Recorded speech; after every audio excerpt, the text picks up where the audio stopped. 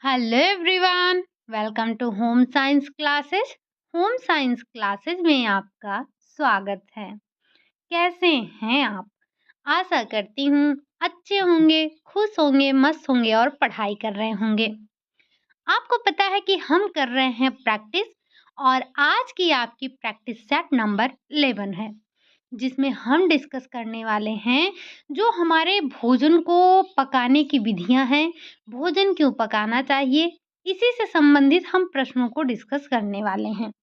तो उम्मीद है कि जो अभी तक प्रैक्टिस सेट नंबर 10 तक हमने प्रैक्टिस की है, आप सभी ने क्लास ले ली होगी। अगर आप देखें तो हम एक एवरेज लेकर चलते हैं कि हमने 40 क्वेश्चन पर डे किया है। आप देखें तो आपके पास लगभग 400 क्वेश्चन हो चुके हैं। किसके? न्यूट्रिशन साइंस के। 400 क्वेश्चन आपके हो चुके हैं। 400 क्वेश्चन अभी लगभग आपके और होंगे। मतलब आप अगर एक एवरेज में देखेंगे तो लगभग आप 1000 क्वेश्चन न्यूट्रिशन साइंस के कर लेंगे। तो उम्मीद है कि पिछली क्लासेज आपने ज़रूर ली होंगी, आपको अच्छा भी लगा होगा और साथ ही साथ कल हमने ये भी देखा कि आप में से कई लोग ऐसे हैं जो कि जो क्वेश्चन पूछा जाता है उसका आंसर देते हैं। तो ये बहुत अच्छा लगता है कि अगर थोड़ा-सा एफर्ट हम कर रहे हैं तो आप भी कर रहे हैं साथ में, है ना? चलिए, चलते हैं आज के अपने पहले क्वेश्चन की तरफ। क्वेश्चन नंबर फर्स्ट है, कह रहा है तला हुआ भोज्य पदार्थ, जो आप भोज्य पदार्थ को तलते हैं उससे क्या होता है? भोजन आपका मुलायम हो जाता है, देर से पचता है, कठोर होता है या फिर शीघ्र पचता है। तो ये हम सब जानते हैं कि जो वसा वाले खाद्य पदार्थ होते हैं जिसको आप तलते हैं तो वसा में तलते हैं और ये हमारे जाकर ये पचते देर से हैं। तो जो भोज्य पदार्थ होते हैं, जो तले हुए भोज्य पदार्थ होते हैं, ये देर से पचते हैं, ठीक? साथ ही साथ आप यहाँ से ये भी थोड़ा-सा ध्यान रखेंगे कि जब हम भोजन को पकाते हैं, तो भोजन को पकाने के कई मेथड्स होते हैं। जैसे हम उबाल कर पकाते हैं, मतलब एक पानी के द्वारा पकाया जाता है, एक जल के द्वारा, सॉरी, पानी और जल तो एक ही है। एक आप पानी के द्वारा पकाते हैं, एक आप वायु के द्वारा पकाते हैं, एक आप भाप के द्वारा यानी कि वाष्प के द्वारा पकाते हैं और एक आप वसा के साथ में पकाते हैं। तो जब आप खाद्य पदार्थ को तलते हैं, तो इसका मतलब आप वसा में बनाते हैं और वसा आपके शरीर में देरी से पचता है। ठीक? चलिए, बढ़ते हैं अगले क्वेश्चन की तरफ। मैं आपको बता दूं कि स्टार्टिंग के आपको 5 से 6 क्वेश्चन जो मिल रहे हैं, ये आपके बुक के हैं और बाकी जो इससे रिलेटेड क्वेश्चन हैं, वो सेल्फ मेड होते हैं। आप जो भी टॉपिक करते हैं, चाहे आपने अंडे का टॉपिक देखा, चाहे आपने मांस मछलियों का टॉपिक देखा, चाहे आपने दूध से रिलेटेड देखा या फिर आपने विटामिन, मिनरल्स जो भी देखा, सब के सब आपके स्टार्टिंग के 5 से 6 क्वेश्चन या किसी-किसी में 2-3 क्वेश्चन आपके बुक के होते हैं। बाकी सारे के सारे सेल्फ मेड क्वेश्चन होते हैं, ठीक? चलिए, क्वेश्चन नंबर 2 कह रहा है, पानी द्वारा भोज्य पदार्थ को तला जाता है, उबाला जाता है, विसंक्रमित किया जाता है या फिर सेंका जाता है। तो अभी-अभी आपने देखा कि तलते हम किसमें हैं? वसा में हैं। उबालते हम पानी में हैं। तो पानी के द्वारा हम जो हमारा भोज्य पदार्थ है, पानी के द्वारा हम उबालते हैं, ठीक? पानी के द्वारा तलते थोड़ी ना है या फिर सेंकना, सेंकना तो आप डायरेक्ट आग पर भूनते हैं या फिर डायरेक्ट या फिर इनडायरेक्ट, इनडायरेक्ट में आप पैन वगैरह यूज़ कर लेते हैं। तो ये आपका हो जाता है सेंकने में। अगर हम विसंक्रमित की बात करें, तो ब्लांचिंग के थ्रू हम क्या करते हैं? एक प्रकार से आप ये देखें कि जब हम ब्लांचिंग करते हैं, तो हमारा उद्देश्य होता है थोड़ा-सा, हम इसलिए करते हैं ताकि जो हमारे खाद्य पदार्थ हैं, उनको हम विसंक्रमित कर सकें, ठीक? और साथ ही साथ आप ये बताएँगे कि ब्लांचिंग मेथड में हम कितने मिनट तक, या ये बताएँ कि कितने मिनट तक हम पानी में खाद्य पदार्थ को उबालते हैं, ठीक? चलिए, बढ़ते हैं अगले क्वेश्चन की तरफ। क्वेश्चन नंबर 3 है, कह रहा है कौन-सा अंडा शीघ्र पचता है? अंडा आपको पता है कच्चा भी खाते हैं लोग, पका हुआ यानी कि उबला हुआ भी खाते हैं, आमलेट खाते हैं मतलब आमलेट बनाकर खाते हैं, अंडे की करी बनाते हैं, साथ ही साथ अंडे को आधा उबाल कर खाते हैं। तो आपको बताना है कि इनमें से कौन-सा अंडा जो है आपके शरीर में जल्दी से पचता है। क्या कच्चा अंडा खाते हैं तो? क्या उबला अंडा खाते हैं तो? या फिर अर्ध उबला अंडा खाते हैं तो? या फिर तला हुआ खाते हैं तो? आपको पता है ना कि कच्चे अंडे में एविडिन नामक विषाक्त पदार्थ पाया जाता है, हमें कच्चे अंडे को नहीं खाना चाहिए। लेकिन हम यहाँ कह रहे हैं पचता कौन-सा जल्दी है? तो जो आपका उबला हुआ अंडा होता है, उबला हुआ अंडा शीघ्र पचता है। तो आपको कैसा अंडा खाना चाहिए? उबला हुआ। साथ ही साथ जब आप उबले हुए अंडे खाते हैं तो जो एविडिन होता है वो निष्क्रिय हो जाता है। अच्छा आप ये बताइए कि जो ये आपका एविडिन है, आपके अंडे में पाया जा रहा है, अंडे में पाया जाने वाला विषाक्त पदार्थ होता है, ये किस विटामिन के अवशोषण में बाधक होता है? जो आपका एविडिन है, ये किस विटामिन के अवशोषण में बाधक होता है? अगला क्वेश्चन है आपका क्वेश्चन नंबर 4 है। कह रहा है भोजन को भली-भाँति पकाने से भोजन क्या होता है? मुलायम और स्वादिष्ट होता है, कठोर हो जाता है, उसका स्वाद बिगड़ जाता है या फिर देर से पचता है।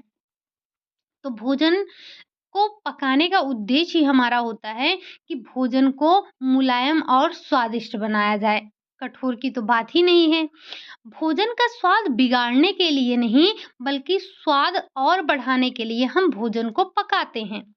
साथ ही साथ जब आप भोजन को पका देते हैं, तो ये आपके देर से नहीं पचता है, बल्कि ये पचने में आसानी होती है, भोज्य पदार्थ आपका जल्दी पचता है।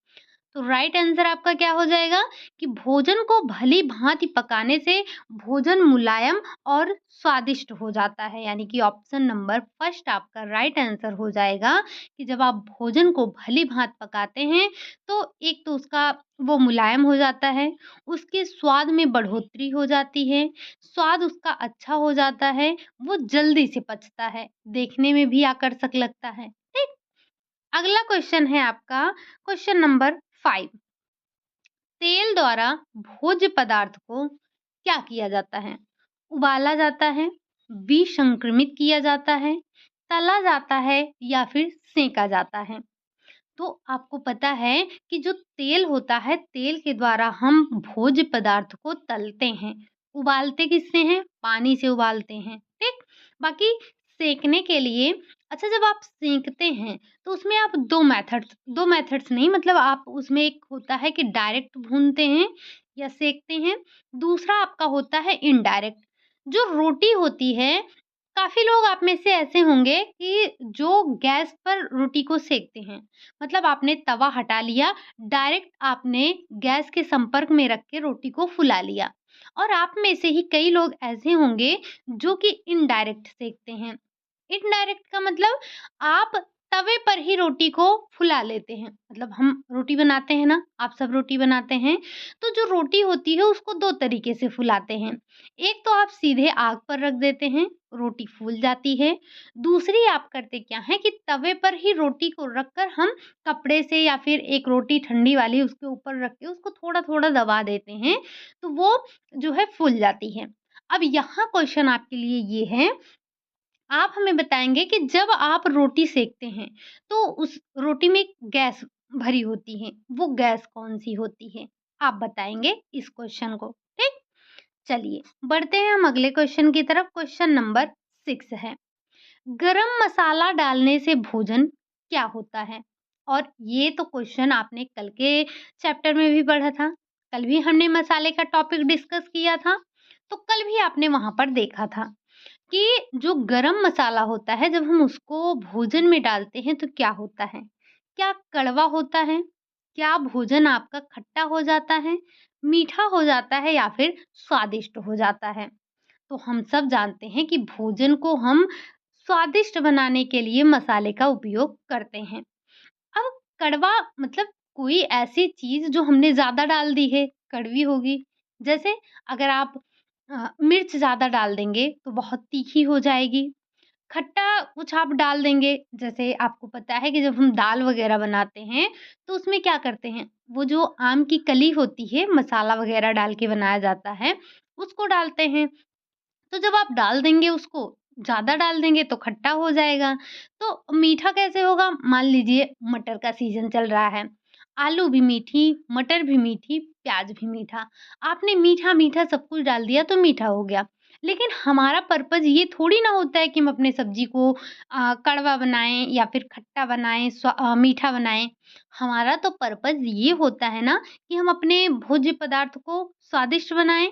तो मसाला डालने से आपका भोजन स्वादिष्ट बनता है, ठीक? चलिए, अगला क्वेश्चन है आपका क्वेश्चन नंबर 7। इसमें आसानी से पचने वाला भोजन है। मतलब ये जो आपको दिया गया है, ये आप यहाँ से देखेंगे तो 4 मेथड्स बताए गए हैं आपको भोजन को पकाने के। एक तो आप तलते हैं किसमें? वसा में। दूसरा है आपका उबालना, उबालते कैसे हैं? पानी में उबालते हैं। भूनना, भूनना मतलब देखिए भूनने का कई तरीका होता है, एक तो हम पैन में रख के भूनते हैं, दूसरा हम आग में डालकर भूनते हैं और एक आप ग्रिलिंग मेथड से भूनते हैं। तो भूनने की कई विधियाँ होती हैं, तो एक हो गया आपका भूनना। दूसरा हो गया भाप के द्वारा पकाना, काफ़ी चीज़ों को आप भाप के द्वारा बनाते हैं। जैसे जैसे हम बात करें कि जब हम बनाते हैं, इडली बनाते हैं, भाप से बनाते हैं। वो चुईयाफ़रा जो बनता है, वो भी आपका किससे बनता है? भाप के द्वारा बनता है। ढोकला हो गया, केक हो गया, तो केक तो नहीं, केक तो ऐसे सैंड वगैरह रख कर बना लेते हैं। तो जैसे आप ढोकला बना रहे हैं, तो वो भी भाप के मेथड से ही बनता है। तो ये कई विधियाँ होती हैं आपके भाप भाप मतलब खाने को पकाने की। तो एक भाप के द्वारा भुना, उबला, तला। लेकिन यहाँ पर आपसे ये नहीं पूछा जा रहा है कि कौन-सी विधि है इसमें। आपसे पूछा ये जा रहा है कि इनमें से किस प्रकार से पकाया हुआ भोजन पचने में आसानी होता है। तो जो हम उबालते हैं, उबला हुआ भोजन जो होता है, वो पचने में आसानी होता है, वो जल्दी से पच जाता है। ठीक? चलिए, बढ़ते हैं अगले क्वेश्चन की तरफ, क्वेश्चन नंबर 8। ठोस भोज्य पदार्थ होता है क्या? उबला अंडा होता है, अनाज की जैली होती है, उबली हुई रोटी होती है या फिर फटे दूध का पानी होता है? तो वैसे ही आप ऑप्शन के अकॉर्डिंग ही जाएँगे, तो ये जो उबला हुआ अंडा है, यही तो आपको एक कड़ा पदार्थ दिख रहा है।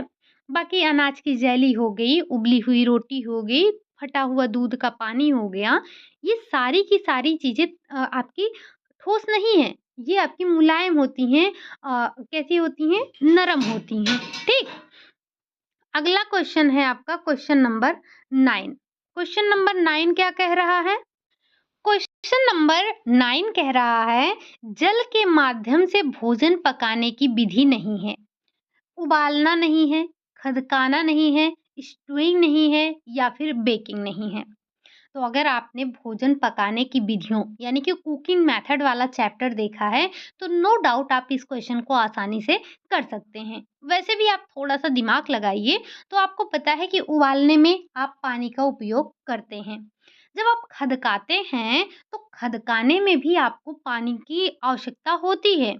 पानी कम होता है, बट जो है पानी लगता है।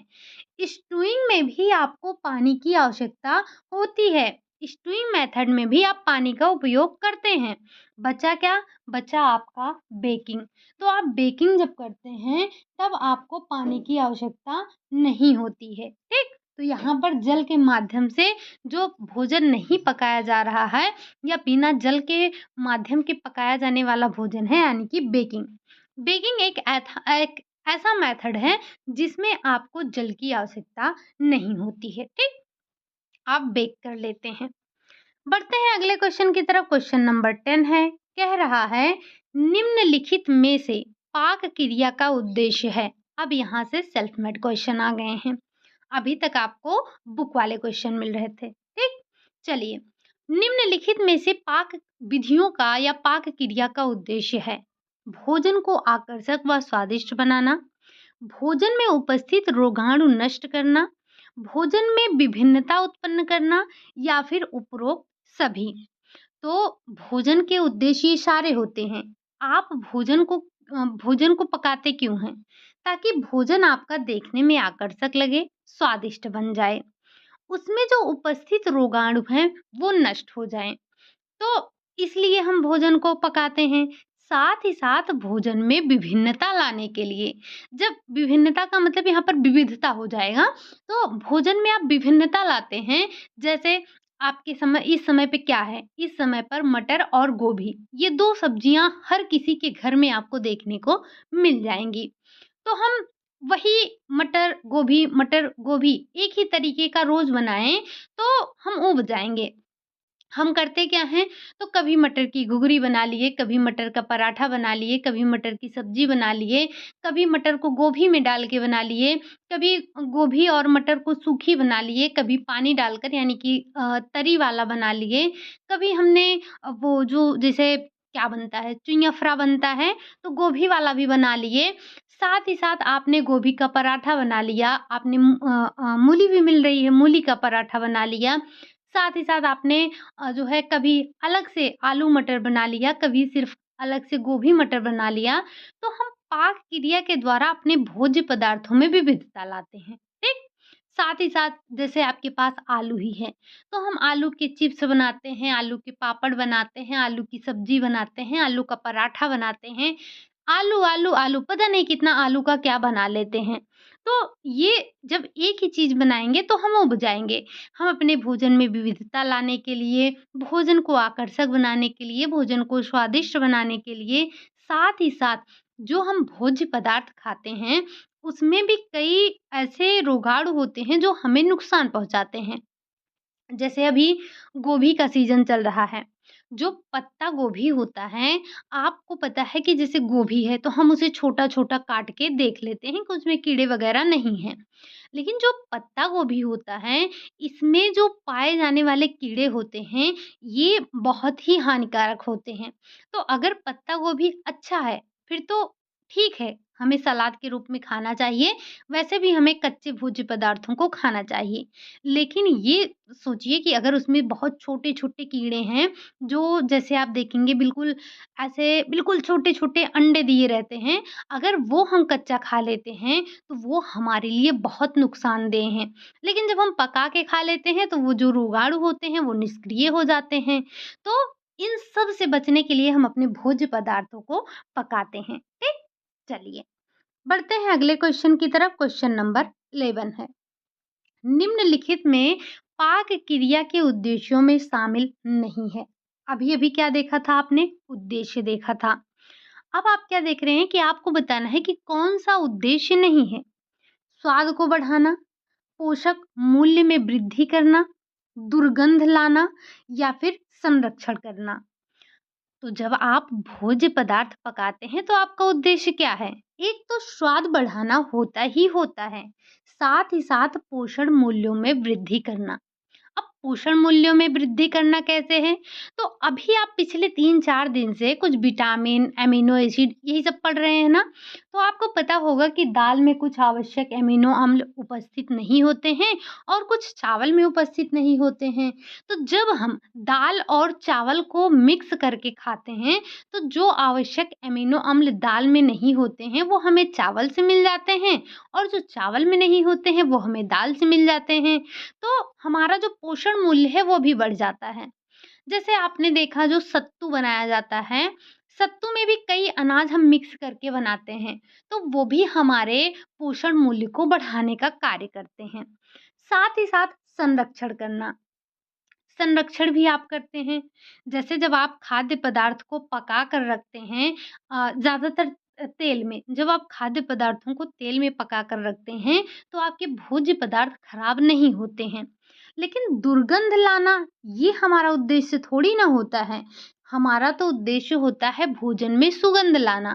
जैसे जब आप भोज्य पदार्थों को पकाते हैं, आप में से कई लोग ऐसे होंगे जब घर में खाना बनता होगा, तो कहते होंगे वाह! क्या खुशबू आ रही है, वाह! क्या महक आ रही है। तो हम सुगंध लाते हैं, दुर्गंध नहीं लाते हैं। तो आपका यही एक ऑप्शन ऐसा है जो कि पाक क्रिया के उद्देश्यों में शामिल नहीं है। इसके स्थान पर आप ये ध्यान रखेंगे कि सुगंध लाने का कार्य करते हैं, ठीक? अगला क्वेश्चन है क्वेश्चन नंबर 12। कह रहा है भोजन को पकाने की विधियों में शामिल है। भोजन को पकाने की विधियां कौन-कौन सी हैं? क्या हम जल के द्वारा भोजन पकाते हैं? क्या हम वसा के द्वारा भोजन पकाते हैं? क्या हम वाष्प यानी कि जो भाप है उसके द्वारा भोजन पकाते हैं?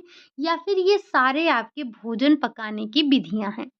तो हमें पता है ना कि हम जल द्वारा पकाते हैं, हम हवा द्वारा पकाते हैं, हम वायु द्वारा पकाते हैं, हम वाष्प के द्वारा भी भोजन को पकाते हैं। तो ये सारी की सारी विधियाँ आपके भोजन को पकाने की विधियों में शामिल होते हैं। बढ़ते हैं अगले क्वेश्चन की तरफ।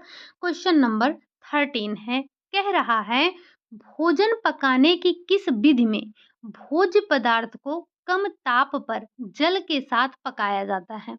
मतलब ऐसी कौन-सी विधि है यहाँ पर जिसमें आप भोज्य पदार्थ में कम ताप पर आप जल के साथ में भोजन को पकाते हैं? उबालना, तलना, स्टीविंग या फिर उपरोक्त सभी? तो आप जानते हैं ना, उबालने के लिए हमें जल की अधिक आवश्यकता होती है और तापमान भी अधिक चाहिए। अगर तापमान कम है, तो हमारा खाद्य पदार्थ उबलेगा नहीं। और जब आप खाद्य जैसे पानी उबल रहा है, तो पानी के टेम्परेचर को और बढ़ाने के लिए आप क्या करेंगे ताकि आपका जो खाद्य पदार्थ है वो उबले, आप उसमें नमक डाल देंगे। तो वो और टेम्परेचर उसका बढ़ जाता है, खाद्य पदार्थ मतलब पानी और उबलने लगता है। साथ ही साथ तलना, तो इसमें भी आपको तेज़ आँच की आवश्यकता होती है और इसमें पानी की आवश्यकता तो होती ही नहीं है। बचा आपका स्टीविंग करना।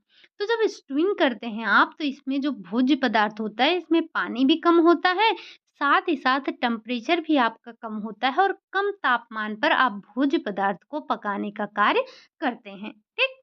चलिए बढ़ते हैं अगले क्वेश्चन, क्वेश्चन नंबर 14। पराठा हो गया, चिल्ला हो गया, इन सबको किस विधि से आप पकाते हैं? क्या डीप फ्राई से, शैलो फ्राई से, बॉइलिंग करके या फिर स्टीविंग करके? तो अभी-अभी आपने क्या देखा कि जो स्टीविंग मेथड था, उसमें आप थोड़ा पानी ले रहे थे और कम टेम्परेचर पर खाद्य पदार्थ को पका रहे थे। बॉइलिंग आप उबालेंगे। पराठे को हम करते क्या हैं? पराठे को तवे पे थोड़ा-सा तेल डालकर उसको पकाते हैं। तो डीप फ्राई जो होता है, डीप फ्राई में हम खाद्य पदार्थ को बिल्कुल उसी में डुबो देते हैं। जैसे जैसे पूड़ी छानना हुआ, कचौरी बनाना हुआ, समोसा तलना हुआ, ये सारी चीज़ें हम डीप फ्राई मेथड से बनाते हैं। लेकिन जो हमारा पराठा है, चिल्ला है, इन सबको हम शैलो फ्राई मेथड से बनाते हैं। धीरे-धीरे हम चीज़ों को फ्राई करते हैं। ठीक? चलिए, ये था आपका क्वेश्चन नंबर 14। आ जाता है आपका क्वेश्चन नंबर 15। अभी-अभी हमने बताया कि जो पूड़ी है, कचौरी है, समोसे हैं, इन सबको हम तेल में डाल के, तेल में डुबोकर जो है पकाते हैं। तो तेल में डुबोकर जो पकाते हैं, वो आपका डीप फ्राई के नाम से जाना जाता है। अब आपके लिए एक क्वेश्चन है, आप बताएँगे कि फ्रेंच फ्राई किस फ्राई को हम कहते हैं? आपने पढ़ा था ना फ्रेंच फ्राई, डीप फ्राई, सारी चीज़ें पढ़ी थी। एक बार आप हमें ये बताना कि फ्रेंच फ्राई क्या है? बढ़ते हैं अगले क्वेश्चन की तरफ, क्वेश्चन नंबर 16 है। कह रहा है निम्नलिखित में से किस विधि में भोजन को सीधे ही आग की लौ के संपर्क में भूना जाता है? मतलब खाद्य पदार्थ पकाने की ऐसी कौन-सी विधि है जिसमें जो आपका भोज्य पदार्थ है आप सीधे उसे डायरेक्ट आग के लौ के बीच में रख देते हैं और भूनते हैं? क्या वो रोस्टिंग है? क्या वो पैन रोस्टिंग है? क्या वो ड्राई फ्राई है या फिर वो डीप फ्राई है? तो हमें पता है ना कि पैन रोस्टिंग मतलब पैन में भूनना, ड्राई फ्राई सूखा भूनना, डीप फ्राई तल के निकालना, बचा क्या आपका? बचा आपका रोस्टिंग। रोस्टिंग में आप चीज़ों को डायरेक्ट आग की लौ में रख देते हैं। जैसे काफ़ी लोग ऐसे हैं जो कि रोटियों को रोस्टिंग मेथड से ही सेकते हैं। आप में से कई लोग होंगे, जैसे अगर कोई चूल्हे पर भी बनाता है तो पीछे या आगे मतलब जहाँ भी सीधे डायरेक्ट आग के ऊपर ही रख देता है और रोटियाँ हमारी फूल जाती हैं। बढ़ते हैं अगले क्वेश्चन की तरफ, क्वेश्चन नंबर 17। सूजी हो गया, आटा, दलिया, इन सब को भूनने के लिए आप किस विधि का उपयोग करते हैं? Roasting method, pan roasting, baking या फिर इन सारी विधियों से आप इन सबको भून सकते हैं। तो सूजी, आटा, दलिया इन सबको हम कैसे भूनते हैं? हम इनको कढ़ाई में रख के भूनते हैं, यानी कि आपका पैन रोस्टिंग हो जाएगा। किसी बर्तन में ही तो रख के आप भूनते हैं कि डायरेक्ट आप आग में ही डाल देते हैं? नहीं। जैसे आप में से कई लोग ऐसे हैं, मूँगफली को भी आप रोस्टिंग, वैसे हम सब नॉर्मली क्या करते हैं, मूँगफली को भी पैन रोस्टिंग मेथड से ही भूनते हैं। और काफ़ी लोगों को आपने देखा होगा, जैसे जो आग बनाते हैं, तो वो आग में डायरेक्ट जैसे मटर हुआ या फिर आपका ये मूँगफली हुआ डाल के भून भी लेते हैं। बट ध्यान रखेंगे, ये भी आपके पैन रोस्टिंग में ही आता है। बढ़ते हैं अगले क्वेश्चन की तरफ। क्वेश्चन नंबर 18 है, पानी कितने ताप पर उबलने लगता है? क्या 100 डिग्री सेल्सियस पे, या 212 डिग्री फ़ारेनहाइट पर, या दोनों पर, इनमें से कोई नहीं? तो वैसे 100 डिग्री आप सबको याद ही होगा, लेकिन ये थोड़ा-सा फ़ारेनहाइट में भी आप ध्यान रखेंगे कि पानी के जो उबलने का तापमान है, वो 212 डिग्री फ़ारेनहाइट होता है, साथ ही साथ 100 डिग्री सेल्सियस भी ध्यान रखेंगे। अगर डिग्री सेल्सियस में पूछा जाए तो 100, डिग्री फ़ारेनहाइट में पूछा जाए तो 212, ठीक? अगला क्वेश्चन है आपका क्वेश्चन नंबर 19, स्टूइंग में खदकाने का तापमान कितना होता है? आपने देखा था ना कि जब भोज्य पदार्थों को हम स्टूइंग मेथड से पकाते हैं तो तापमान हमारा कम होता है, साथ ही साथ जो पानी होता है वो भी हम कम डालते हैं। तो जैसे जो स्टूइंग करते हैं, ज़्यादातर मीट वगैरह पकाने के लिए हम करते हैं, कम पानी रहता है। या मीट छोड़िए, आप ये देखिए, जो कटहल की सब्ज़ी हम बनाते हैं या वैसे भी सब्जियाँ जो बनाते हैं, तो पानी उसमें कम रहता है, सब्ज़ी हमारा ज़्यादा रहता है। तो धीमे आँच पर हम पकाते हैं, वो आपका स्टीइंग मेथड से ही पकाते हैं। लेकिन कम तो होता है, बट टेम्परेचर कितना होता है? 100 degree Fahrenheit, 200 degree Fahrenheit, 300 degree Fahrenheit, या फिर 400 डिग्री फ़ारेनहाइट। तो जो आपका स्टीइंग मेथड होता है, वो डिग्री फ़ारेनहाइट में बात करें तो 200 डिग्री फ़ारेनहाइट होता है। अगर यही आपसे टेम्परेचर में पूछा जाए तो 93 डिग्री सेल्सियस होता है। इस पॉइंट को भी थोड़ा-सा आप ध्यान रखेंगे। बढ़ते हैं अगले क्वेश्चन की तरफ। क्वेश्चन नंबर 20 है, अंकुरीकरण के लिए उपयोग में लाया जाता है। ये थोड़ा-सा आपका अंकुरीकरण से रिलेटेड क्वेश्चन है। अंकुरीकरण के लिए उपयोग में क्या लाते हैं? साबुत अनाज, पिसे अनाज, कुटे अनाज, या फिर सभी? तो अंकुरीकरण कभी पिसे और कुटे अनाज का नहीं होता है। किसका होता है? साबुत अनाज में। साबुत अनाज, खड़े अनाज जो होते हैं, उन्हीं में अंकुरीकरण की प्रक्रिया होती है, उन्हीं में अंकुर निकलता है।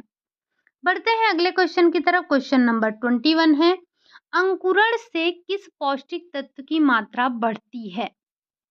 विटामिन ए, विटामिन के, विटामिन ई, या फिर विटामिन सी? तो यहाँ पर थोड़ा-सा ध्यान रखेंगे कि जब हम अंकुरण करते हैं तो विटामिन सी पाया जाता है। जैसे अगर हम बात करें दालों की, तो दालों में विटामिन सी नहीं पाया जाता है।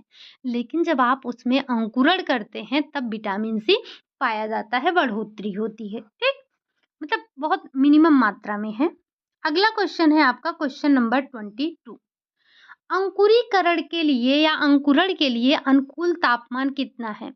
90 से 95 डिग्री फ़ारेनहाइट, 40 से 45 डिग्री फ़ारेनहाइट, 66 से 85 डिग्री फ़ारेनहाइट, या फिर 30 से 38 डिग्री फ़ारेनहाइट।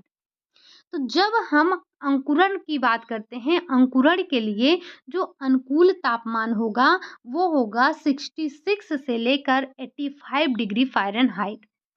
अगला क्वेश्चन है आपका क्वेश्चन नंबर 23, सामान्य बीजों में कितना प्रतिशत नमी व आर्द्रता पाई जाती है? 1% से 5%, 7% से 10%, 8% से 15%, या फिर 15% से 25%?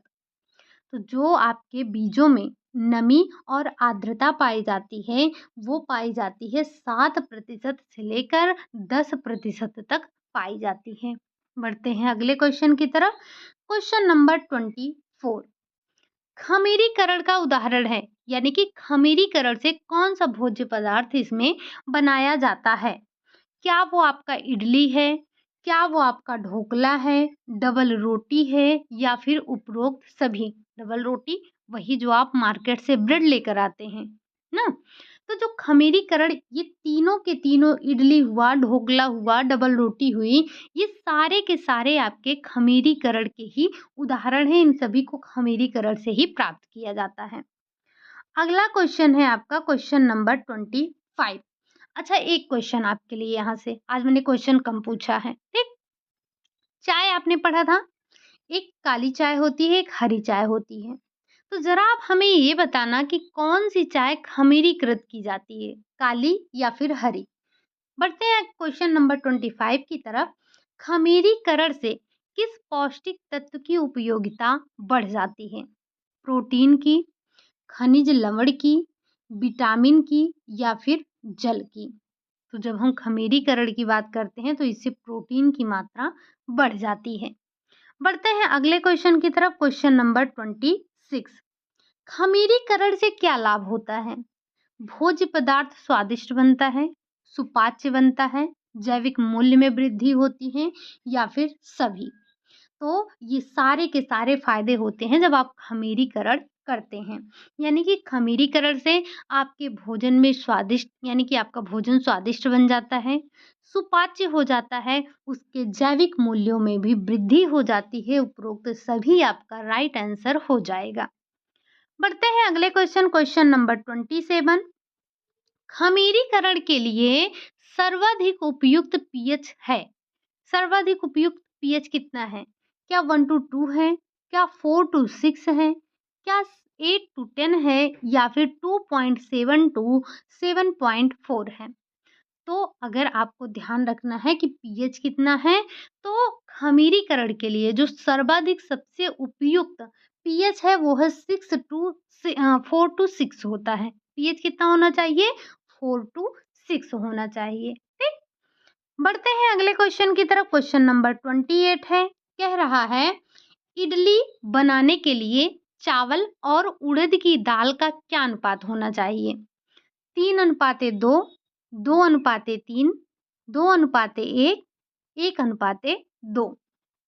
तो जब भी आप इडली बनाएंगे तो इसका रेशियो आप ध्यान रखेंगे कि चावल और दाल का अनुपात 2:1 होता है। ठीक? खिचड़ी में कितना होता है एक बार कमेंट करके बता दीजिएगा। कल या परसों हमने डिस्कस किया था। Question number 29।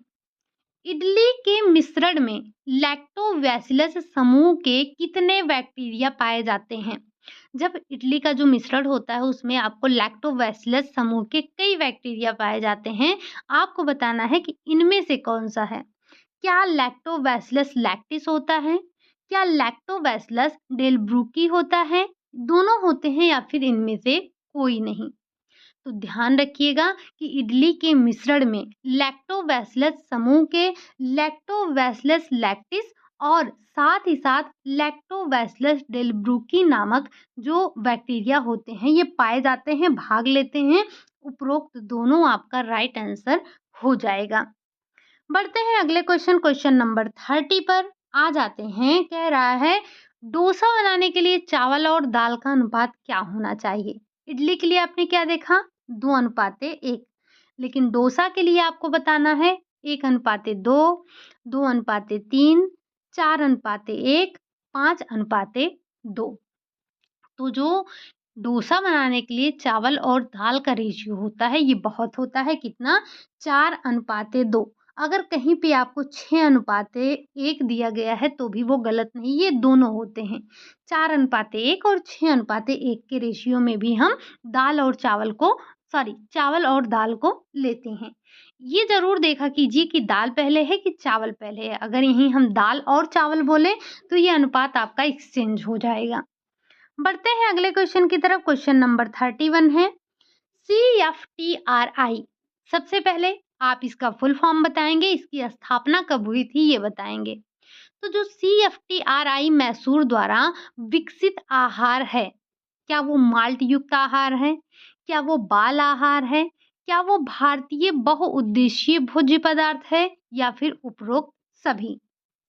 तो ये पॉइंट आपको ध्यान रखना है कि CFTRI मैसूर द्वारा जो विकसित आहार है ये तीनों हैं, चाहे वो माल्ट युक्त भोज्य पदार्थ की बात करें, बाल आहार है और साथ ही साथ आपका भारतीय बहुउद्देशीय भोज्य पदार्थ।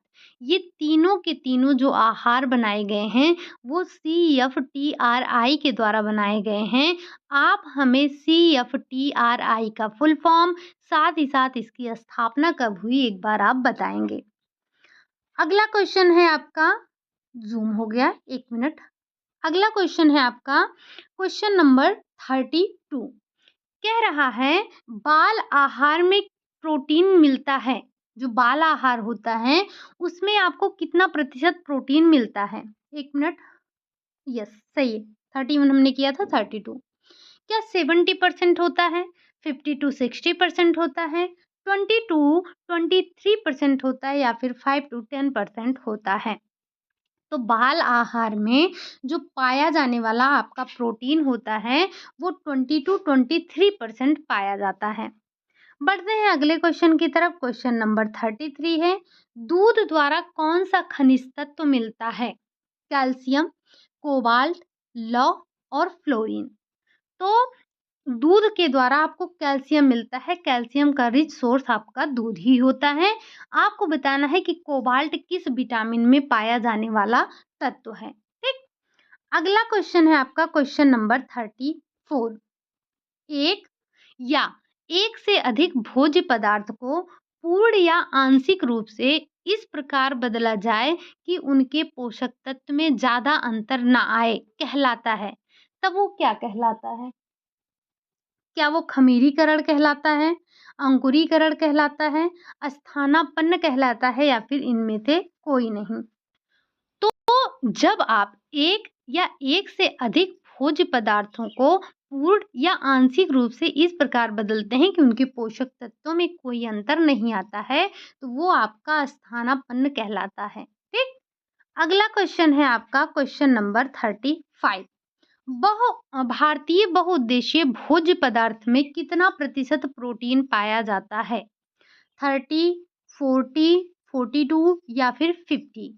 तो ध्यान रखेंगे कि जो भारतीय बहुउद्देशीय खाद्य पदार्थ है उसमें 42% आपका प्रोटीन पाया जाता है। ठीक, ज्यादा पाया जाता है। अगला क्वेश्चन है आपका क्वेश्चन नंबर 36। आपको बताना है कि जो माल्ट युक्त भोज्य पदार्थ हैं और ये तीनों के तीनों भोज्य पदार्थ किसके द्वारा बनाए जा रहे हैं? CFTRI के द्वारा। तो माल्ट युक्त जो भोज्य पदार्थ है उसमें प्रोटीन की मात्रा आपको बतानी है। क्या उसमें प्रोटीन की मात्रा 10% है, 15% है, 28% है या फिर 35% होता है? तो यहाँ से आपको ये पॉइंट भी ध्यान रखना है कि ये 28% आपका प्रोटीन पाया जाता है जो माल्ट युक्त भोज्य पदार्थ होते हैं। बढ़ते हैं अगले क्वेश्चन की तरफ। Question number 37। बाल आहार में लगभग कितना प्रतिशत प्रोटीन पाया जाता है? 8, 10, 20, 30? तो हमें पता है कि जो बाल आहार है, बाल आहार में प्रोटीन की मात्रा 20% होती है। सबसे ज़्यादा आपने किस में देखा था? जो आपका बहुउद्देशीय था। बढ़ते हैं अगले क्वेश्चन की तरफ। क्वेश्चन नंबर 38 है, खाद्य पदार्थों को दृढ़ व संपन्न बनाने का उद्देश्य है। दृढ़ व संपन्न बनाने का उद्देश्य क्या है? पौष्टिक स्तर को बढ़ाया जाए, प्राकृतिक स्तर को बढ़ाया जाए, भोज्य पदार्थों को पर्याप्त बनाया जाए या फिर उपरोक्त सभी? तो जो हमारे खाद्य पदार्थ हैं, खाद्य पदार्थों को दृढ़ और संपन्न बनाने का उद्देश्य हमारा यही होता है कि पौष्टिक स्तर को बढ़ाएं हम, प्राकृतिक स्तर को बढ़ाएं हम और भोज्य पदार्थों को पर्याप्त बनाएं हम। ये सारे के सारे हमारे उद्देश्य होते हैं। बढ़ते हैं अगले क्वेश्चन की तरफ। क्वेश्चन नंबर 39 है, प्रति 100 ग्राम कार्बोहाइड्रेट में थायमीन की आवश्यक मात्रा होती है कितना? 1.9 मिलीग्राम, 0.8 मिलीग्राम, 5.5 मिलीग्राम या फिर 0.2 मिलीग्राम? तो याद रखेंगे जो 100 ग्राम कार्बोहाइड्रेट है उसमें थायमीन की मात्रा है 0.8 मिलीग्राम होता है। बढ़ते हैं अगले क्वेश्चन नंबर 40 की तरफ। कह रहा है द्रव स्प्रेटा दूध में पाया जाता है क्या? विटामिन ए व डी, विटामिन ई व के, विटामिन बी व सी, विटामिन B1 व B2। तो द्रव स्प्रेटा जो दूध होता है उसमें क्या पाया जाता है? उसमें पाया जाता है विटामिन ए व डी पाया जाता है। ठीक, ये थे आपके 40 क्वेश्चन न्यूट्रिशन साइंस से रिलेटेड। अब 5 क्वेश्चन हमने ऐसे रखे हैं जो कि आपके दिवस से संबंधित हैं। पहला है आपका, और ये सारे के सारे आपको क्वेश्चन कम्युनिटी पोस्ट पर मिल जाएंगे। आज के नहीं है बट कम्युनिटी पोस्ट पर किए हुए सारे क्वेश्चन हैं, लेकिन इसमें से 40, 36, 48 ऐसे ही लोगों ने सही आंसर किया है, बाकी सब का गलत है। और आपके 1000 से ज़्यादा लोगों ने भी वोट किया है। फिर भी राष्ट्रीय हथकरघा दिवस कब मनाया जाता है? क्या 7 अगस्त को मनाया जाता है, 7 सितंबर को मनाया जाता है, 7 अक्टूबर को मनाया जाता है, या फिर 7 नवंबर को मनाया जाता है? तो हम अगर बात कर रहे हैं राष्ट्रीय हथकरघा दिवस की, और ये आपका एक महत्वपूर्ण दिवस है, इसको ध्यान रखिएगा। कब मनाया जाता है? तो राष्ट्रीय हथकरघा दिवस मनाया जाता है 7 अगस्त को। ठीक, चलिए बढ़ते हैं अगले क्वेश्चन की तरफ। क्वेश्चन नंबर 2 है। ये भी बहुत बार पूछा जाने वाला बहुत ही आसान सा क्वेश्चन है। क्या? कि विश्व कैंसर दिवस कब मनाया जाता है? 4 जनवरी, 4 फरवरी, 4 मार्च, 4 अप्रैल। तो जो विश्व कैंसर दिवस मनाया जाता है वो तो मनाया जाता है आपका 4 फरवरी को, लेकिन यही से थोड़ा सा ध्यान रखेंगे, 4 जनवरी का जो दिवस है उस पे हम आप बताएंगे क्या मनाते हैं? वैसे बता ही दिया हमने कि ब्रेल दिवस मनाते हैं। बढ़ते हैं अगले क्वेश्चन की तरफ। Question number 43। विश्व जल दिवस कब मनाया जाता है? विश्व जल दिवस कब मनाया जाता है? 22 जनवरी, 22 फरवरी, 22 मार्च, या फिर 22 अप्रैल? तो ध्यान रखेंगे जो जल दिवस मनाते हैं हम, वो मनाते हैं 22 मार्च को। 22 मार्च को हम जल दिवस मनाते हैं। इसी के साथ साथ आप ये भी ध्यान रखेंगे पृथ्वी दिवस कब मनाया जाता है। बहुत बेसिक से क्वेश्चन है ये। पृथ्वी दिवस हम मनाते हैं क्या 22 जनवरी को, 22 मार्च को, 22 अप्रैल को, या फिर 22 जून को? तो जो पृथ्वी दिवस मनाया जाता है वो 22 अप्रैल को मनाया जाता है। 22 अप्रैल, 22 मार्च, 22 मई, जून, ये थोड़ा सा डेट याद रखेंगे। अगला क्वेश्चन है और आज का आपका लास्ट क्वेश्चन है, अंतरराष्ट्रीय जैव विविधता दिवस कब मनाया जाता है? 22, 22, 22, हमने 3 22 देख लिए, बस मंथ आपका चेंज है। अंतरराष्ट्रीय जैव विविधता दिवस कब मनाया जाता है? क्या 22 अप्रैल, 22 मई, 22 जून, या फिर 22 जुलाई? तो ध्यान रखेंगे जो जैव विविधता दिवस है अंतरराष्ट्रीय वो मनाया जाता है 22 मई को। तो ये थे आपके 5 दिवस से संबंधित क्वेश्चन जो कि बहुत ही इम्पॉर्टेंट हैं और बहुत इजी हैं, लेकिन फिर भी आप इन्हें गलत करते हैं। अगर यही मैं कल क्वेश्चन डालूंगी ना, तब भी कितने लोग इसको गलत करेंगे? बहुत लोग गलत करेंगे। ठीक है, चलिए फिर आज के लिए यही इतना रखते हैं। उम्मीद है कि क्लास आपको पसंद आई होगी, क्वेश्चन आपको पसंद आए होंगे, और जो भी इसके आगे का टॉपिक है एक बार आप पढ़कर ज़रूर आइएगा। आज के लिए बस यही इतना रखते हैं। क्लास आपको अच्छी लगी हो तो लाइक करिएगा, चैनल पर पहली बार आए हैं तो सब्सक्राइब भी करिएगा, साथ ही साथ कमेंट करना ना भूलिएगा जो भी क्वेश्चन आपसे पूछे गए हैं। और अभी तक अगर किसी ने भी टेलीग्राम ज्वाइन नहीं किया है तो टेलीग्राम ज्वाइन कर सकता है, लिंक आपको डिस्क्रिप्शन में मिल जाएगा, आप वहां से टेलीग्राम ज्वाइन कर सकते हैं। रोज रात 9 बजे आपकी क्विज होती है तो उसमें आप पार्टिसिपेट कर सकते हैं और अपनी तैयारी को और भी मजबूत बना सकते हैं। चलिए फिर मिलते हैं नेक्स्ट क्लास में, तब तक के लिए खुश रहिए, मस्त रहिए, पढ़ाई करते रहिए, रिवीजन वगैरह करते रहिए, प्रैक्टिस सेट ज़रूर लगाइए। ठीक, बाय बाय, टेक केयर।